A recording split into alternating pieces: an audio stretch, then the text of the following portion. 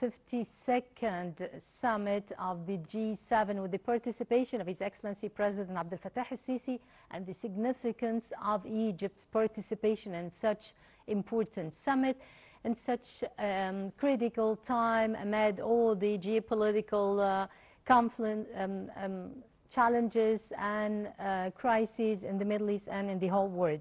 Well, the world leaders gather in Evian, France for the 52nd G7 summit as the new U.S.-Iran ceasefire reshapes the Middle East agenda.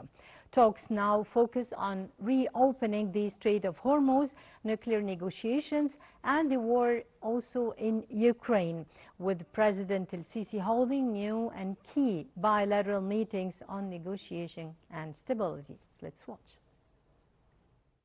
The 52nd G7 summit is underway in France with world leaders focused on the Middle East ceasefire and the war in Ukraine. The main development is the US-Iran agreement announced at the start of the summit to end hostilities. G7 leaders are discussing the consequences of that deal, including reopening the Strait of Hormuz and a framework for nuclear negotiations. Iran has stated that military operations, including in Lebanon, will end. Ukraine's President Zelensky is also at the summit for a G7 session on Ukraine and has offered to meet Putin for peace talks. Trump is joining working sessions with Zelensky, though no formal bilateral meeting is scheduled. President Abdel Fattah el-Sisi is taking part in the summit and holding a series of bilateral meetings with world leaders, including a one-on-one meeting with U.S. President Donald Trump. According to the presidency, el-Sisi's talks focus on resolving regional crises and their impact on global trade, energy markets, and supply chains. He is also participating in G7 working sessions on the economy and artificial intelligence. French officials described Egypt's invitation as diplomatic recognition of Cairo's role in the Middle East stability. This marks el-Sisi's second G7 appearance following his participation in 2019 and comes after he co-chaired the Sharm el-Sheikh Gaza Peace Summit with Trump last October. Welcome back, ladies and gentlemen. We're still here on ITV International Hour, today's edition of The Breakfast Show. And to shed more light on this, we are most delighted to be joined here in this studio with our prominent guest, Dr. Mohammed Al-Husseini, Egypt's counselor to the United Nations. Dr. Mohammed, great pleasure always having you with us. It's my pleasure, ma'am, always. Well, talking about the G7 in such edition, the 52nd edition, and amid all the crises and challenges, not only in the Middle East, but in the whole world, not only the war in Iran, but also the war in Ukraine, and etc. Yeah. Well, we're going to talk about how different this edition it is of the G7. But let's first of all shed more light about the significance of Egypt's participation as a real strategic partner and heavyweight country in the not only in the region, but in the whole world. This is it's a message of the successful relation that President Sisi and the administration have built in the last 10 years. Because before that, we have never been invited to the G7, but this is the second time in 10 years. Yeah. And why we have been invited for 2 times as a participant, not as a visitor, because there is 6 other countries just as visitors. Yeah. But G7 and G20 as well. Yes, in G7 and G20. Yeah. But for us to be a participant in an important summit like that, it's a message that a lot of people were saying before that Egypt international role have been demolished the last 4 years. But when we see now that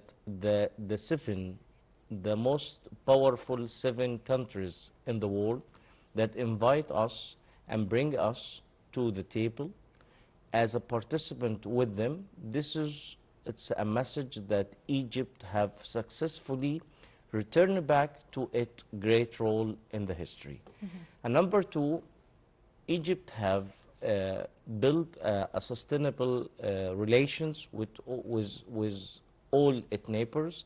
And not just that, in Europe and United States and in Asia, we can see that and in Africa, the last 10 years that Egypt has built strong relations with them. There was a lot of motivations, steps that Egypt have been taking, especially for the Gaza peace that we have did in Sharm el-Sheikh. this is a prize that stuck to Egypt to them. So when they invite us to come to the G7 as a participant, they invite us because they see that our role in all the files that we hold, it's a peaceful role. Egypt always support the peace. Egypt always respect its neighbors and its region, and Egypt always talk with the tongue of Africa. Egypt didn't ever talk solo as when we go in any summit as Egypt is saying. No, Egypt talk with about the Arab countries as one of them and represent them as well, and in Africa as one of the leading countries in Africa, and how we can support the African countries. So inviting us as a participant in the G7, I can see this is a successful step in the international diplomat movement to Egypt administration in the last 10 years. Yeah, Doctor, as you mentioned, Egypt is always tackling the challenges and the burdens of the other Arabic countries. First of all, in the session named Getting Out of the Crisis, Stabilizing the Middle East, as the President al-Sisi addressed the leaders of the G7, he mentioned first of all that the key strategic solution is actually stabilizing and the Palestinian cause based on the two-state solution. This is the core of all the crises of the Middle East. How do you find this? And I will say to you one thing. In the last 4 months, who speak about Gaza? No one. Egypt. Who support Gaza? In the last 4 months, I'm not talking about the whole 2 years. No, yep. I'm talking Yep. just the last 4 months. We have who's carrying out to deliver aid and, everything, and everything, supply them and not provide just them that. with aid. When you started the peace agreement have been done in Sharm el-Sheikh when President Trump come and the whole world come to stop the war in Gaza, and then we did it in Sharm el-Sheikh as Egypt as the peacemaker that we already succeed in that.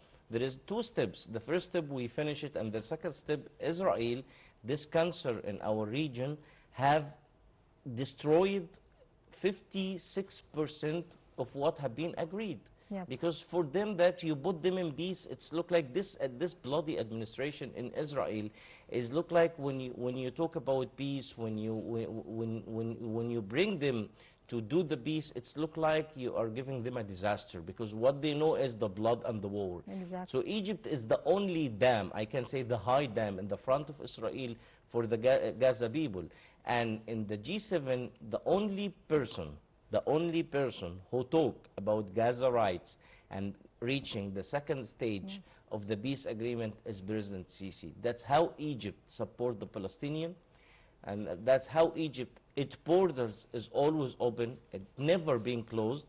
And there is a media reports have come in the last 2 months from the Gaza people and the Palestinian people inside, and they just hold the flag of Egypt and they say, Yeah. this is the only country is supporting us.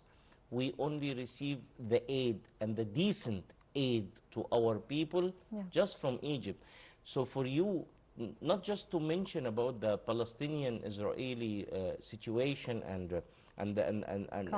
the conflict that it's happened, no, we talk about what we are doing and what the rest of the world doing to the Palestinian. Exactly. And it's especially in G7 as you as a participant country, by the way, in this summit, it's look like you are one of the chair countries. Of course, you're sitting at the same table with And the you have all the with the facilities. super leaders Yes, of the world. not just a visitor, because if Exactly. you are a visitor, you will just be coming in this event as a visitor. On the sideline, maybe. Yeah, you don't have the right to give a speech. You don't have a right to go in the agenda. You don't have a right to go in any negotiation, even in the round table, in the private round table between the leaders.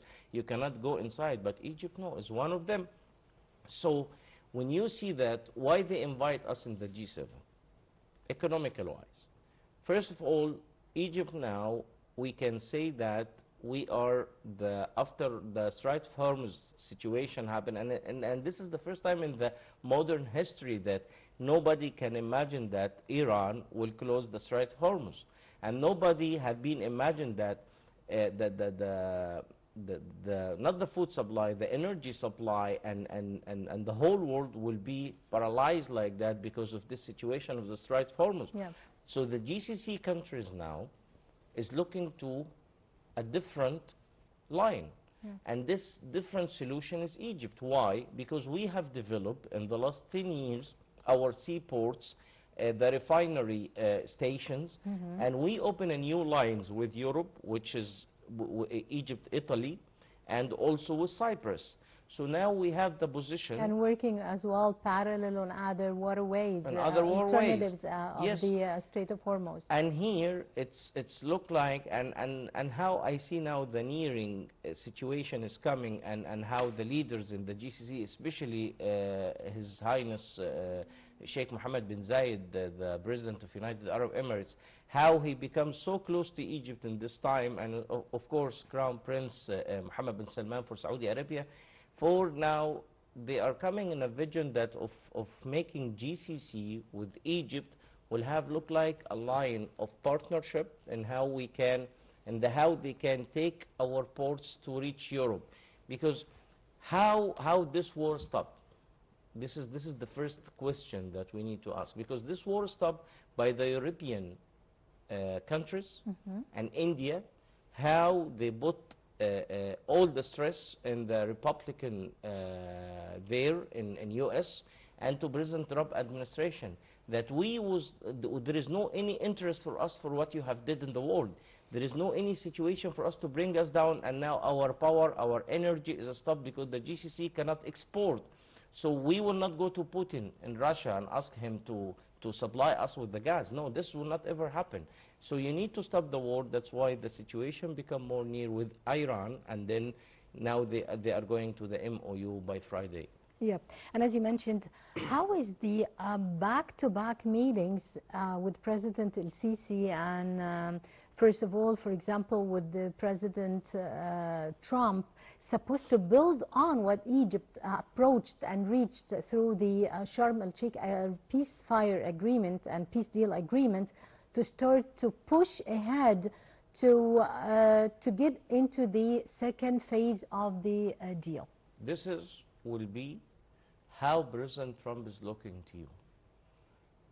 And I had an all the mass media had actually clarified 100%. all this and I had an highlighted this. interview 2 days ago, and I said, For respect. yes, President Trump, he have a harmony with Egypt Yep. administration, Yep. and he admire and respect President Sisi 100%, and he always look up to this man as a decent man and a powerful man, and he know A what man he of is a doing. vision. Of Yes. course. Yes. And always in all the meetings, I will not talk about the media, I will talk about the closed door. He will always stand up for him. Yeah. And you can see that President Trump, for other presidents, he don't respect them. He go in the media and he say all the things that we didn't expect from a president Sometimes to making say. whatever fun. Yeah, out you of know. them. Yes. But for us, he respects us very well, because he know how heavy and how valuable to have a sustainable relation with this country called Egypt. And now, when the peace agreement have been done, we talk to him as the peacemaker. And for Trump personality, when you admire him, he will admire you back. But when you will go against him, Forget it. Yeah, forget it. No way. Yeah, yeah. And he will attack you. Yeah. But for us, as we are a decent administration, how we deal with him is, you are the peacemaker, you are the only one who ended up this war, so the commitment of this agreement based of you. That's how President Sisi bring it, because Egypt can say that we did the peace agreement, right? But now it's not coming to the second step. We can let this go. But no, Egypt didn't do that. No. President Sisi, he go to President Trump, because these two presidents is the one who make the peace in Gaza. And now he told him about that the yellow line that Israel, we agreed that they will not pass it. Now they are passing it by 70%. That imagine that the size of Gaza, Israel wanted to let the Palestinian people live in 30% of this Yes. area, and 70%. Controlling the 70%. Yes, and Yep. taking the 70% of them land.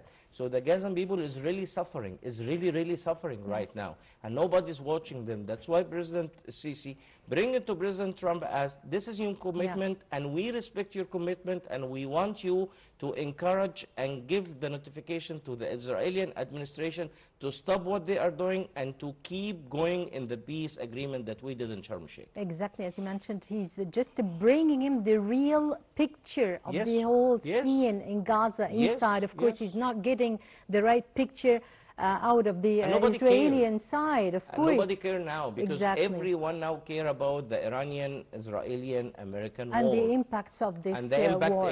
Exactly. Nobody is actually mining or getting busy with Egypt is the only one is holding this flag and saying, no, Gaza is a part of us. These people is our people. We will not leave them. Exactly, as you mentioned. How also, Dr.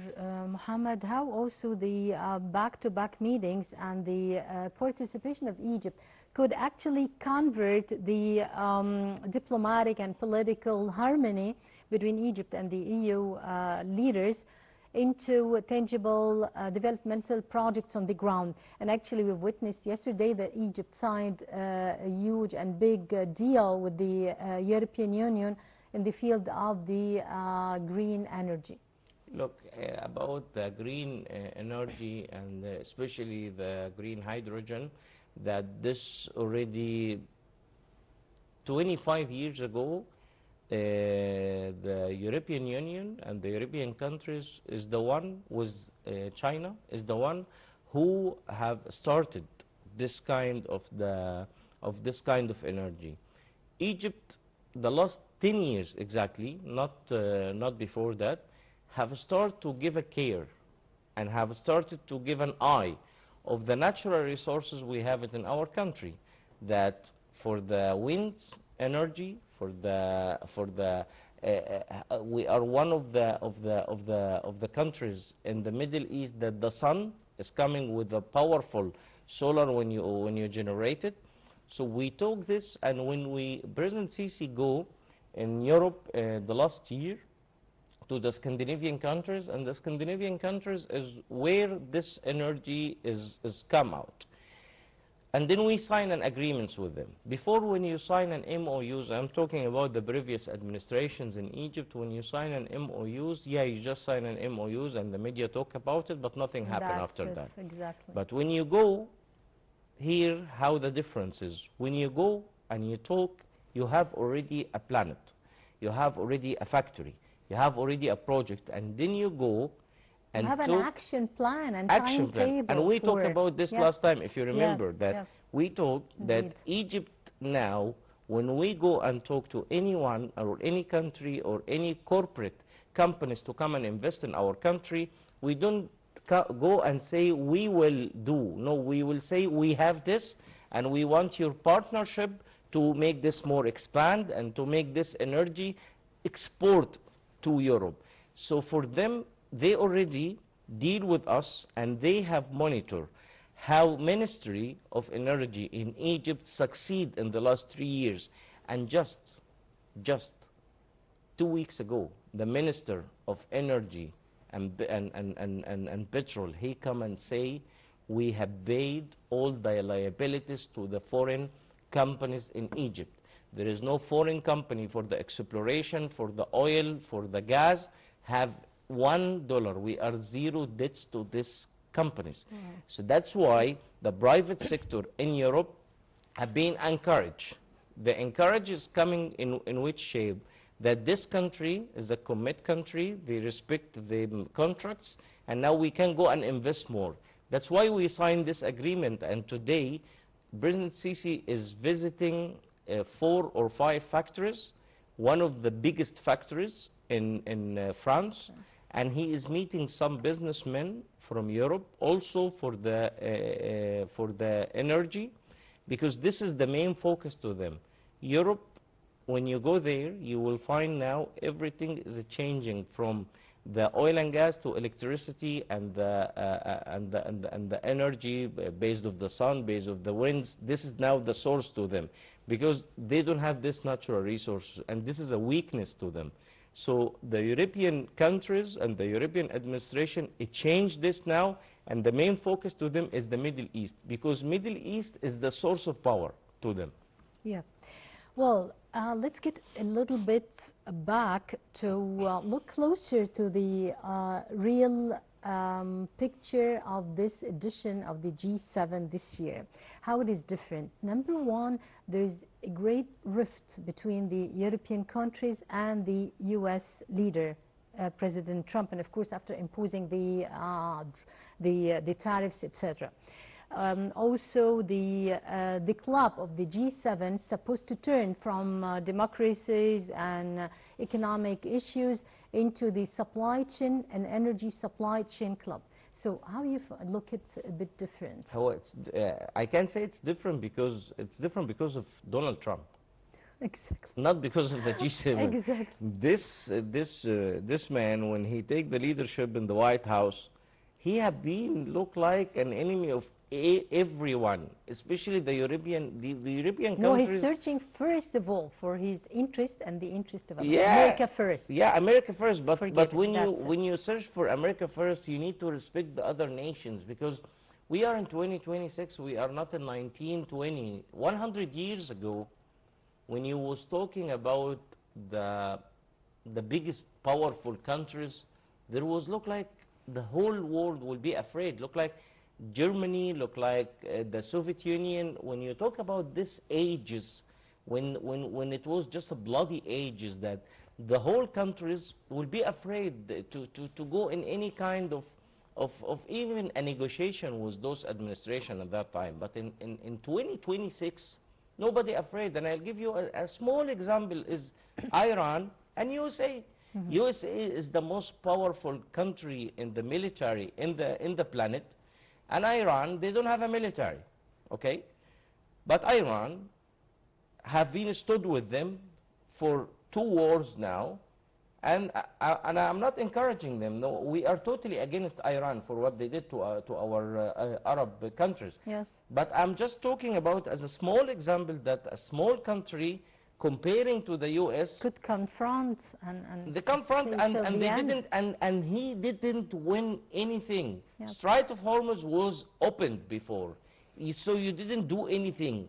And the nuclear weapon that you was talking, that they was not saying that they will have it, and the situation was okay. But you have made this war from nothing, and then you started now talking about the peace. Okay. But this, as we mentioned before, Dr. Hosseini, this is all for the sake of Israel to get expanded more in Lebanon and in the whole region. 100%. So it was only for the interest of Israel. 100%. Whatever the American administration have been done in the Middle East, it's just obeying to Israel, supporting Israel, because Israel, as you know that, and all the world know that, now we are in 2026, Israel and USA is a one place. They are not divided.